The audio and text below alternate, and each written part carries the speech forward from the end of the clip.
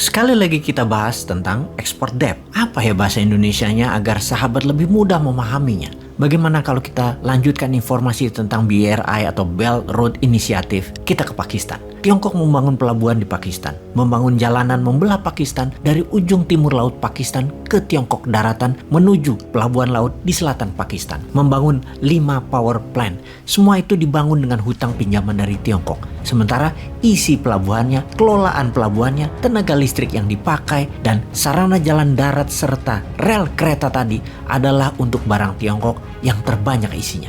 Itu sebenarnya Tiongkok melakukan ekspor debt. Yang mengekspor hutang, yang import hutang adalah Pakistan. Perkiraan total jumlah hutang Pakistan dari Tiongkok adalah sebesar 20,8 bilion dolar yang merupakan 23% hutang asing negara Pakistan dengan bunga 5% per tahunnya dengan tenor pinjaman 20 sampai 25 tahun. Artinya 5% kalau dikalikan 20 tahun itu 100%. Sudah asetnya dijaminkan, dolarnya dikeruk ke Tiongkok, barangnya dipakai Tiongkok, bayarnya 2 kali lipat padahal harganya sudah di markup gede lagi. Itu arti sederhananya tentang ekspor debt.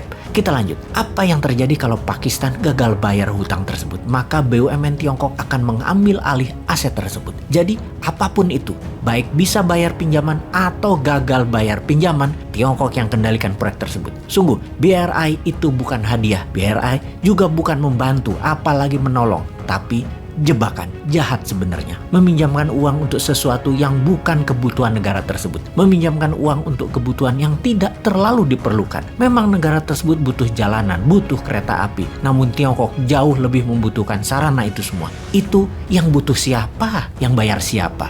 Begitu mereka dalam keadaan terjebak dengan hutang yang tidak bisa dibayarkan, maka aset berharga atau strategik aset mereka akan diambil paksa dengan deal yang sangat menguntungkan sang peminjam. Mohon maaf loh ya, informasi ini bukan propaganda anti Tiongkok. Banyak fakta di dunia tentang pengambil alihan aset strategis dan sumber daya alam yang terjadi di banyak negara berkembang yang mendapatkan pinjaman dari Tiongkok yang tidak mampu mengembalikannya. Gwadar Port di Pakistan misalnya diambil oleh Tiongkok karena tidak mampu membayar hutang Pakistan tersebut sehingga menjadi dikelola Tiongkok selama 40 tahun ke depan. Djibouti pelabuhannya, Obok, menjadi military base-nya Tiongkok dengan hampir 10.000 tentara Tiongkok di sana sebagai pasukan keamanan aset-aset Tiongkok di Afrika dikelola oleh Tiongkok selama 20 tahun ke depan. Tajikistan harus menyerahkan lahan dengan luas 1.000 km persegi wilayahnya untuk Tiongkok. Laos lebih sadis lagi. PLN-nya Laos 100% dikelola oleh Tiongkok saat ini. Kemudian Hambantota Port, pelabuhan laut lepasnya Sri Lanka, dikelola Tiongkok selama 99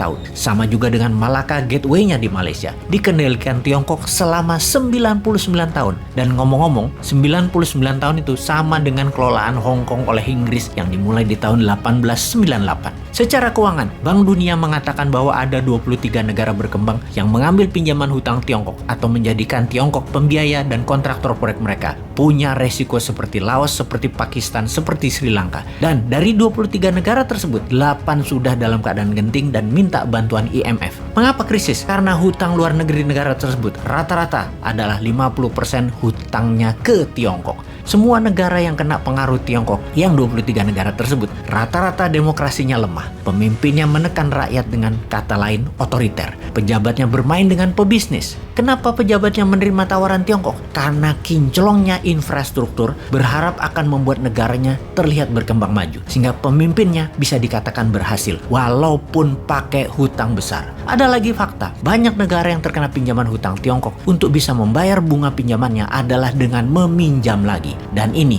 tanda bahaya, karena mempertaruhkan kedaulatan negara. Pejabatnya melacurkan aset negara demi nama pribadi dan keuntungan kelompok. Pastinya hutang tadi membuat Tiongkok menjadi lebih kaya. Apa buktinya Tiongkok menjadi lebih kaya? Buktinya 7 dari 10 perusahaan konstruksi dunia adalah dari Tiongkok. Total semua proyeknya bernilai 350 bilion dolar dalam 8 tahun ini sejak tahun 2013, atau nilai tersebut sama dengan 3 kali APBN Indonesia, yang mana semua proyek itu diberikan oleh pemerintah Tiongkok dengan uang Tiongkok.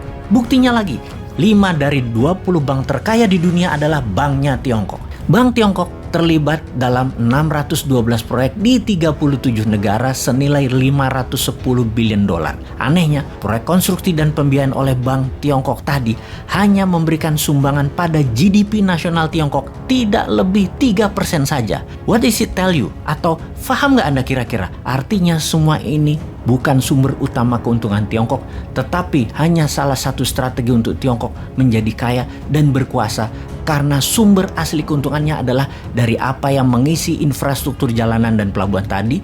Keuntungan terbesar Tiongkok sesungguhnya. 9 pelabuhan yang dikuasai Tiongkok 100% dan mengendalikan 80 pelabuhan dunia adalah kunci sukses lain dari Tiongkok. Dan hal ini adalah bagian dari BRI. Dan ini adalah strategi untuk membuat keuntungan tinggi bagi Tiongkok.